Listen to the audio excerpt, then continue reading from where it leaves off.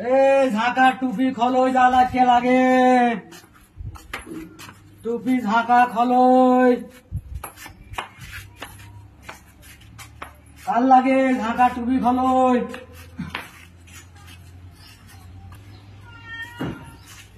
কে ভাই দাঁড়ান দাঁড়ান ভাই দাঁড়ান, কে ভাই দাঁড়ান, কুলে আছে ছোট বাচ্চাদের কুলে আছে, কুলে আছে, ঝাঁকা আছে। দেখি তো একটু বসেন তো বসেন তো। দেখো দেখো দেখো চলে নাকি দেখো।